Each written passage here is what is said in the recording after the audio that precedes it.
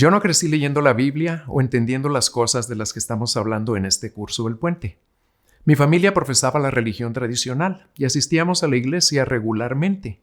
Aunque mis padres no me lo exigían, tanto en mi adolescencia como durante los años que estudiaba en la universidad, yo continué asistiendo fielmente a la iglesia cada domingo. Era un buen estudiante, muy deportista, nunca me gustó el alcohol ni tuve contacto con las drogas, y me esforzaba por vivir una vida moralmente recta. Por todo lo anterior, yo me consideraba una buena persona y estaba convencido de que por ser un fiel practicante de mi religión y por mis buenas obras, al morir yo me iría al cielo, aunque nunca leía la Biblia y solo escuchaba las breves lecturas que se hacían en la iglesia los domingos. Mientras yo asistía a la universidad en otra ciudad, uno de mis hermanos, quien es solo un año menor que yo, se convirtió al cristianismo. Un día, cuando regresé a pasar unas vacaciones en la casa de mis padres, mi hermano me dijo que, de una manera muy directa, la Biblia enseña que nadie es bueno y que yo era un pecador, incapaz de salvarme a mí mismo, que solo por los méritos de Cristo uno puede obtener la salvación, pero jamás por hacer buenas obras. Yo leí las partes donde la Biblia enseña estas verdades, pero a pesar de eso, rechacé por varios años lo que había leído y lo que mi hermano me seguía diciendo, y continué confiando en mi religiosidad y mi buena conducta. Pero en el fondo, yo sabía que mi hermano tenía razón, porque lo que me decía era la clara enseñanza de la Biblia y no sus propias ideas. Esa fue mi primera interacción real con la Biblia, y aunque yo no sabía casi nada de lo que enseña, sí sabía que era un libro que tenía autoridad dada por Dios y que yo no podía contradecirla ni manipularla a mi antojo. Tal vez ya se dieron cuenta de que en este curso El Puente hemos estado usando mucho la Biblia. De hecho, todo lo que tú has aprendido en el curso El Puente está basado en la Biblia. Pero, ¿qué es la Biblia? La Biblia es una pequeña colección de libros que fueron escritos a lo largo de 1500 años por 40 autores diferentes, entre los cuales había reyes, pescadores, doctores, profetas y pastores. Dios usó las experiencias y los dones de esos hombres para escribir la Biblia. Lo asombroso es que los 66 libros que conforman la Biblia, 39 en el Antiguo Testamento y 27 en el Nuevo Testamento, tienen una sola historia unificadora. El Antiguo Testamento empieza con la creación del mundo y del hombre, y con nuestra terrible caída en pecado por medio de Adán y Eva. En el resto del Antiguo Testamento, leemos del pueblo de Israel a medida que ellos continuamente se apartan de Dios y adoran a dioses falsos, a ídolos como lo hacían las culturas a su alrededor. En su misericordia y bondad, Dios les envía profetas, quienes constantemente los exhortan a volverse a Dios.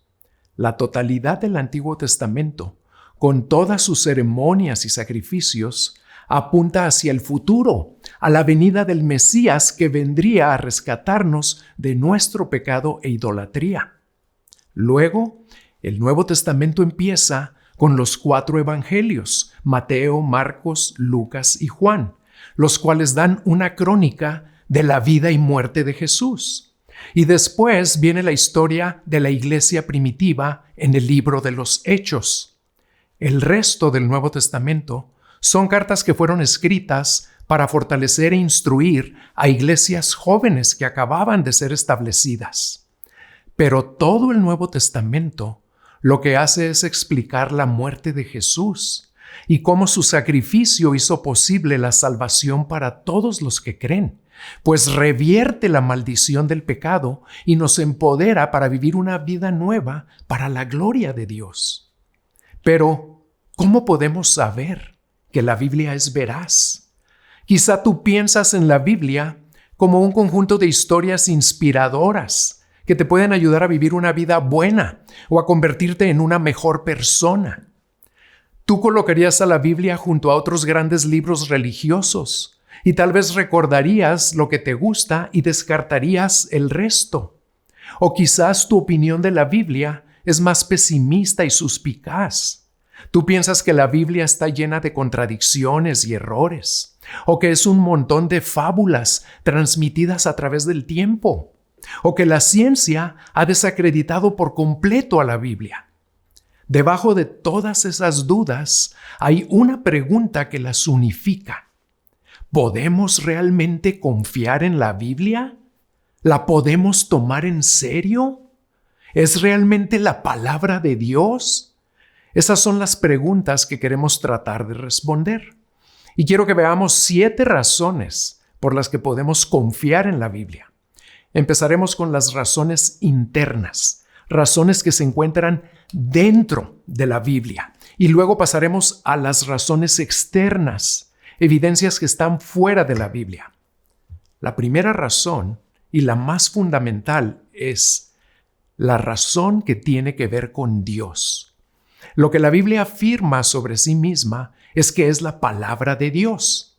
Para expresarlo de otra manera, sencilla, podemos confiar en la Biblia porque Dios mismo es digno de confianza. Y Él dice que la Biblia es digna de confianza. En 2 de Timoteo 3:16 se nos dice: toda la Escritura es inspirada, exhalada por Dios. Este libro afirma ser el aliento mismo de Dios. Dios es un Dios que habla y se ha revelado a sí mismo no solo a través de la creación, por maravillosa que la creación sea, sino también a través de palabras. Ahora bien, tú puedes estar pensando, un momento, ¿no fue este libro escrito por hombres? ¿Cómo podemos decir que son las palabras de Dios cuando es claro que son palabras escritas por autores humanos? Esta es una buena pregunta. La Biblia nunca afirma ser un libro que cayó de las nubes. El Espíritu Santo guió a personas a hablar en nombre de Dios y a registrar sus palabras. Segunda de Pedro, capítulo 1, versículos 20 y 21 dice: pero ante todo sepan esto, que ninguna profecía de la Escritura es asunto de interpretación personal, pues ninguna profecía fue dada jamás por un acto de voluntad humana, sino que hombres inspirados por el Espíritu Santo hablaron de parte de Dios. La voluntad de Dios los guió mientras ellos escribían sus libros. Así que la Biblia es completamente obra de autores humanos y también completamente obra de Dios. Jesús mismo enseñó explícitamente que la Biblia es confiable. Por ejemplo, en Mateo 5, versículos 17 y 18, Jesús dice: no piensen que he venido para poner fin a la ley o a los profetas. No he venido para poner fin, sino para cumplir, porque en verdad les digo que hasta que pasen el cielo y la tierra, no se perderá ni una letra, ni la más pequeña, ni una tilde de la ley, hasta que todo se cumpla. Recuerden que todas las personas tienen una fuente suprema de autoridad. Para muchos esa fuente son ellos mismos. Ellos son el juez supremo de lo que está bien o lo que está mal. Para otros, esa fuente es un maestro religioso o un filósofo o incluso la naturaleza. En algunas partes del mundo, el gobierno afirma ser la autoridad suprema. Así que ya sea que la gente lo reconozca o no, todo mundo tiene una fuente suprema de autoridad. La palabra de Dios afirma ser esa autoridad suprema, porque Dios mismo es la autoridad suprema. No existe autoridad más alta que Dios. Algunos de ustedes podrían estar pensando que estoy usando un argumento circular. La Biblia es veraz porque dice que es veraz, pero debemos dejar que la Biblia hable por sí misma. En un tribunal de justicia, el acusado puede hablar por sí mismo y defender su integridad. Le debemos mostrar el mismo respeto al libro más popular que el mundo haya jamás conocido. La Biblia hace afirmaciones muy atrevidas acerca de sí misma. Afirma ser confiable, autoritativa, perdurable, perfecta y poderosa. Y porque es la palabra de Dios, esperaríamos ver evidencias de que eso es verdad. Número 2. La razón que tiene que ver con el testimonio. Con la palabra testimonio me estoy refiriendo al testimonio de los autores humanos. Las personas que escribieron este libro no estaban simplemente compartiendo opiniones de segunda mano o mitos que ellos habían escuchado acerca de Jesús o de Dios. Más bien, ellos fueron testigos presenciales de eventos reales que sucedieron en lugares y tiempos reales. Y ellos escribieron lo que vieron y escucharon para que otros pudieran saber acerca de eso. Por ejemplo, el apóstol Pedro escribió en 2 de Pedro capítulo 1 versículo 16, porque cuando les dimos a conocer el poder y la venida de nuestro Señor Jesucristo, no seguimos fábulas ingeniosamente inventadas, sino que fuimos testigos oculares de su majestad. Y el apóstol Juan, que escribió 5 libros de la Biblia, empezó así una de sus cartas. Lo que existía desde el principio, lo que hemos oído, lo que hemos visto con nuestros propios ojos, lo que hemos contemplado y lo que han tocado nuestras manos. Esto escribimos acerca del verbo de vida. Y la vida se manifestó. Nosotros la hemos visto y damos testimonio y les anunciamos a ustedes la vida eterna que estaba con el Padre y se manifestó a nosotros. Al igual que Pedro, Juan fue un amigo cercano de Jesús. Y aquí firmemente dice esto: yo caminé con Jesús, yo lo vi con mis propios ojos, yo escuché sus palabras con mis propios oídos, yo lo toqué con mis propias manos. Todo esto es real y yo estoy aquí para dar testimonio de ello. De hecho, todo el Nuevo Testamento fue escrito por testigos presenciales o compañeros directos de testigos presenciales. El Nuevo Testamento no es obra de creadores de mitos o de personas que solo cuentan historias. Ninguno de los evangelios empieza con hace mucho tiempo, en una galaxia muy, muy lejana. Lo que empieza así es la guerra de las galaxias, por si no lo sabían. No, estos son los testimonios de aquellos que estuvieron allí, que vieron todo lo que pasaría a la historia. Y esa es otra razón por la que tú puedes confiar en la Biblia. Razón número 3. La razón que tiene que ver con la historia. Una de las cosas que hace a la Biblia diferente a otros libros religiosos es que el registro bíblico está basado en la historia. La Biblia registra o habla de un Dios real que interactúa con personas reales en tiempos reales. La Biblia contiene una increíble cantidad de información histórica, fechas, ciudades, especificaciones sobre cómo construir, guerras, genealogías, reyes, reinos. Lo asombroso es que donde quiera que se descubren nuevos hechos históricos, estos siempre reafirman lo que la Biblia dice. En otras palabras, ningún estudio arqueológico ni ningún documento histórico ha demostrado jamás que la Biblia esté equivocada. El arqueólogo Nelson Glueck dijo esto: se puede afirmar categóricamente que nunca se ha hecho algún descubrimiento arqueológico que contradiga una referencia bíblica.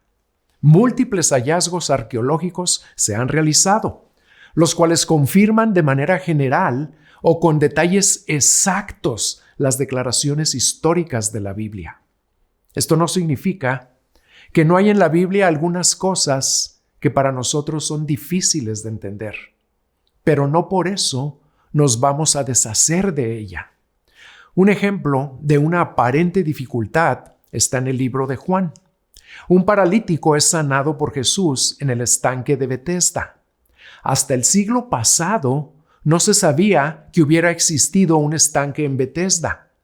Los eruditos dijeron que fue una historia inventada. Pero años después, ciertas excavaciones lo descubrieron exactamente de la manera que Juan lo describe, con 5 pórticos o pilares. Así que esa aparente dificultad fue resuelta. Existen muchas razones históricas por las que tú puedes confiar en la Biblia. La razón que tiene que ver con los manuscritos es la 4ª razón. En el 2012 se llevó a cabo un juego global que se llamaba Susúrraselo al que sigue. Participaron 237 individuos que hablaban 7 diferentes idiomas. La frase inicial fue: la vida se debe vivir como un juego, la cual es una paráfrasis de algo que dijo Platón. Desafortunadamente, para cuando la frase viajó alrededor del mundo y llegó a la última persona 26 horas después, la vida se debe vivir como un juego, se había convertido en él muerde caracoles. Muchas personas piensan que esa es la manera como la Biblia llegó a nosotros.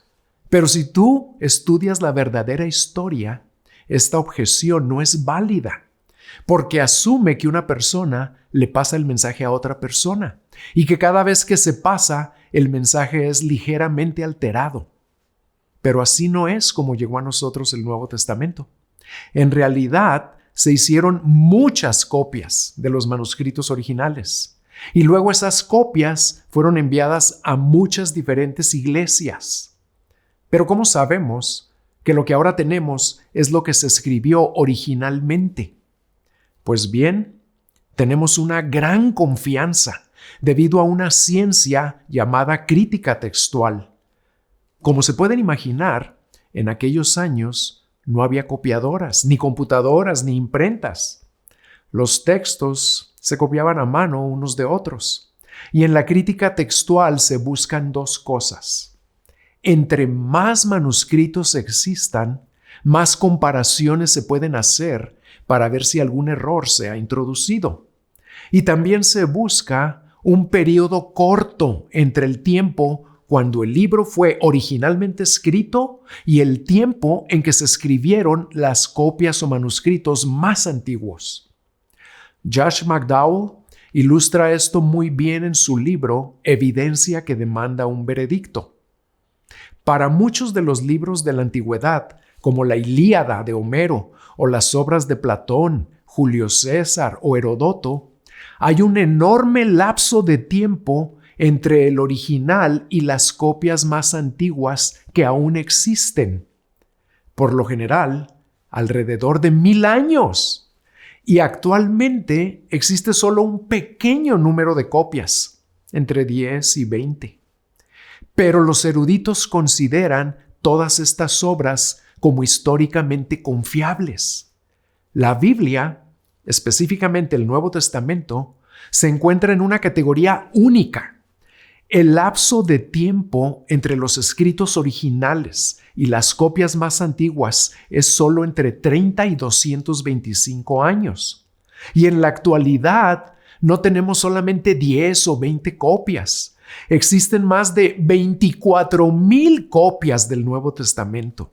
Uno de los más grandes críticos textuales que han vivido, F.J. Hort, dijo esto: por la variedad y la plenitud de la evidencia en la cual se apoya el texto del Nuevo Testamento, se encuentra absoluta e inalcanzablemente solo entre los escritos de prosa de la antigüedad.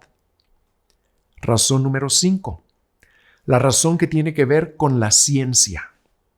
A pesar de lo que muchas personas creen, la ciencia y la Biblia no son enemigas.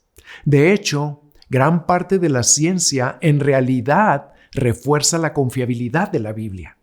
Nosotros no somos simplemente el resultado del tiempo y del azar.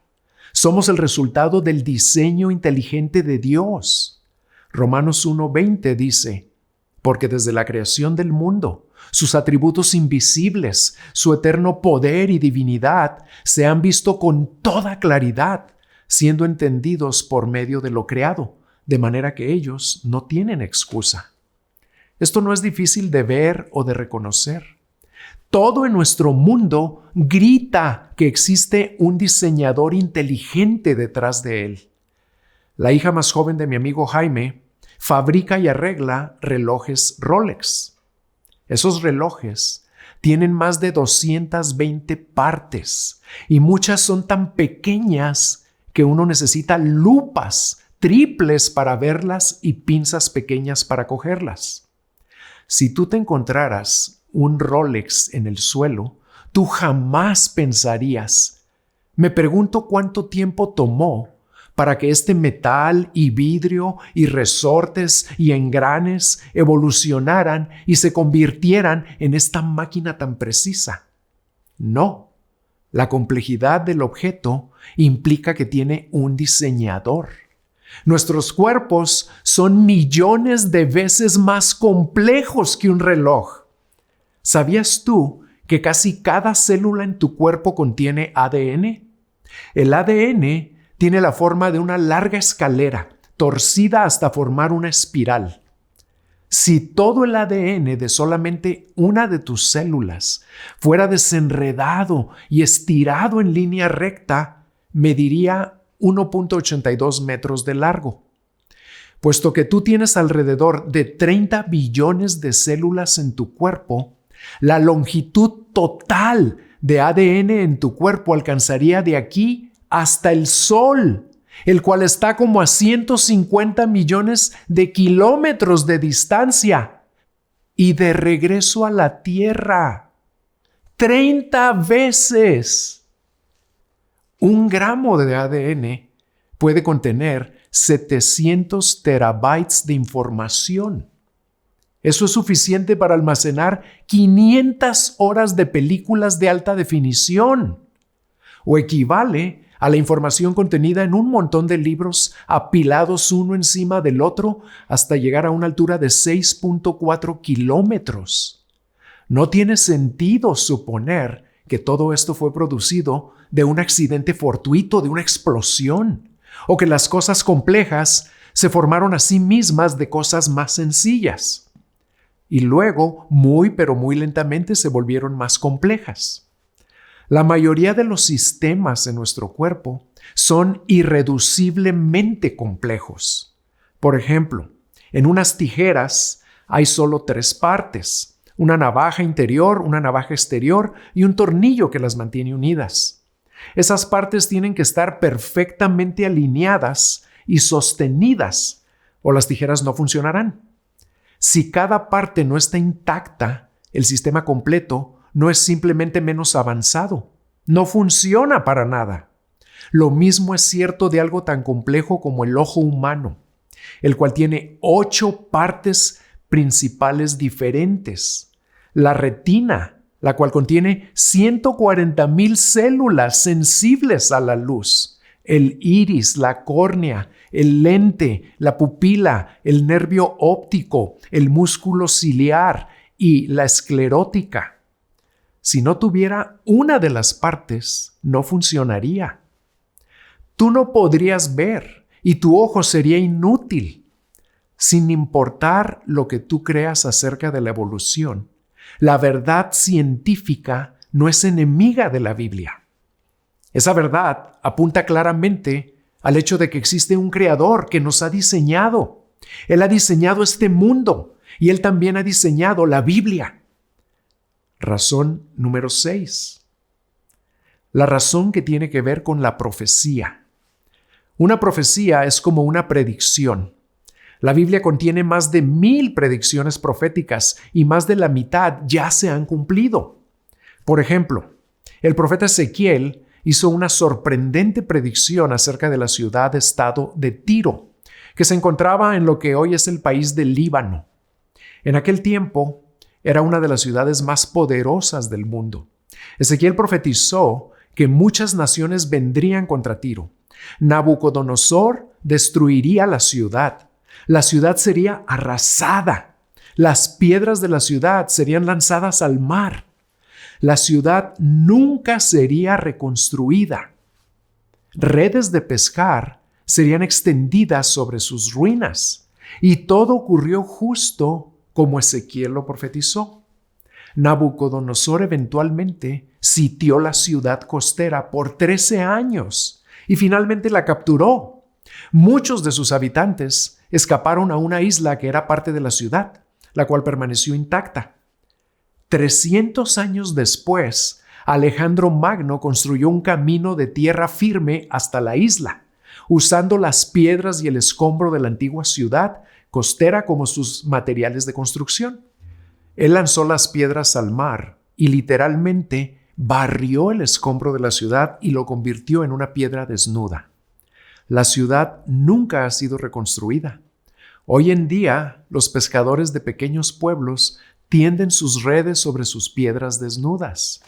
Eso sería como decir que la ciudad de Nueva York va a ser destruida, lanzada al río Hudson y totalmente arrasada, que nadie jamás volverá a construir en ese lugar, y que pescadores secarán sus redes allí. Ezequiel profetizó eso hace como 2600 años y fue cumplido por Alejandro Magno casi 300 años después. Y se sigue cumpliendo hasta el día de hoy. ¡Eso es asombroso! ¿Y qué decir acerca de los cientos de profecías relacionadas con la venida del Mesías? Por ejemplo, fue profetizado que el Mesías nacería de una virgen, Isaías 7:14, que nacería en Belén, Miqueas 5, descendería de la línea del rey David, Jeremías 23, sería traicionado por 30 piezas de plata, Zacarías 11, sería herido y golpeado, Zacarías 13, traspasado en manos y pies, Salmo 22, crucificado con ladrones, Isaías 53:12, y sepultado en la tumba de un hombre rico, Isaías 53:9. Las palabras profeta y profecía se usan en la literatura griega y latina, pero no hay una sola profecía en el Islam ni en ninguna otra religión que anuncie la venida de su líder. Sin embargo, Jesús cumplió más de 300 profecías, 29 en un solo día, el día que murió. Pero tal vez tú piensas que Jesús fue un astuto impostor que deliberadamente se dedicó a cumplir estas profecías para demostrar que Él era el Mesías anunciado en el Antiguo Testamento. Pues bien, en primer lugar, el puro número lo hubiera hecho muy difícil. Y Él no tendría control sobre muchos de los eventos. Por ejemplo, la manera exacta de su muerte fue anunciada, así como su sepultura y el lugar de su nacimiento. Nuestra muerte, sepultura y nacimiento son cosas sobre las cuales no tenemos control.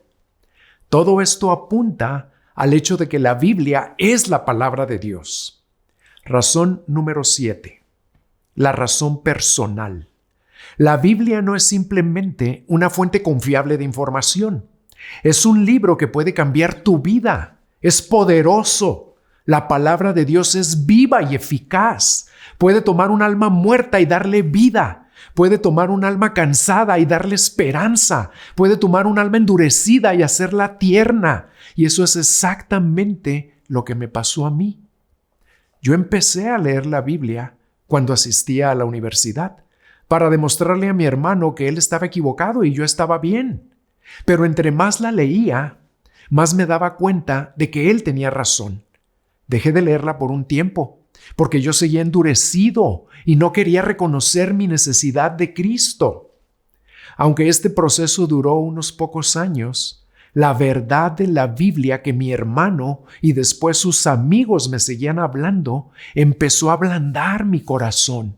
Empecé de nuevo a leer la Biblia y un año después de terminar mis estudios, reconocí que, al igual que todos los demás seres humanos, yo también era un pecador perdido, a pesar de cumplir con lo que mi religión me demandaba, que solo por medio de la fe en la obra de Cristo podía ser salvo. Me arrepentí de mi orgullo y de mi autojusticia y le entregué mi vida a Cristo. Tal vez tú quieres arrepentirte, pero no tienes fe, porque en el pasado confiaste en alguien y fuiste decepcionado. Y ahora nosotros venimos y te decimos que confíes en Jesús, y tú no sabes si realmente lo puedes hacer. La Biblia dice que la fe viene por el oír, y el oír por la palabra de Dios. Si tú estás luchando para poder confiar, quiero animarte a que abras la Biblia y empieces a leerla, pues así es como viene la fe. Cuando tú empieces a leerla, empezarás a ver a Cristo de una manera en la que nunca lo habías visto antes. Verás a Jesús colgado en la cruz en tu lugar por tus pecados, y eso cambiará tu vida. Millones de personas alrededor del mundo pueden afirmar que la Biblia ha cambiado sus vidas. Te quiero animar a que hagas las verdades de la Biblia algo personal, parte de tu propia vida. Aquí te doy unos cuantos consejos para hacer la Biblia más personal. En primer lugar, haz que la Biblia sea una prioridad, porque todos encontramos tiempo para lo que es importante para nosotros. ¿Sabes cuál es la diferencia entre las buenas intenciones y realmente hacer algo? Se llama un plan. Así que escoge lo que para ti es el mejor tiempo del día. Para mí es temprano en la mañana. Luego, empieza con una meta realista. Leer 10 o 15 minutos es una buena manera de comenzar. Y trata de ser consistente. Un mal hábito es difícil de romper, pero un buen hábito también lo es. Luego, lee un pasaje, una porción. La Biblia no solo está dividida en capítulos, sino también en porciones, pasajes. Así que léela en porciones completas. Déjame darte un par de recomendaciones. Una Biblia de estudio es una excelente herramienta que puede ayudarte a entender mejor la Biblia. Estas Biblias incluyen comentarios que explican lo que tú has estado leyendo. Además, la Biblia no se lee como una novela de principio a fin, puesto que la Biblia se enfoca en quién es Jesús y lo que Él ha hecho. Un buen lugar para empezar es con los 4 evangelios. Trata de empezar con el libro de Mateo, que es el principio del Nuevo Testamento. A medida que lees, hazte estas preguntas. ¿Qué dice este pasaje? ¿Qué significa? ¿Cómo lo puedo aplicar a mi vida? En otras palabras, debemos poner en práctica lo que Dios nos habla en la Biblia. Jesús dijo en Mateo 7:24, por tanto, cualquiera que me oye estas palabras mías y las pone en práctica, será semejante a un hombre sabio que edificó su casa sobre la roca. D.L. Moody dijo, la Biblia no se nos dio para aumentar nuestro conocimiento, se nos dio para cambiar nuestras vidas. Y mi oración es que tú la leas para que también cambie tu vida.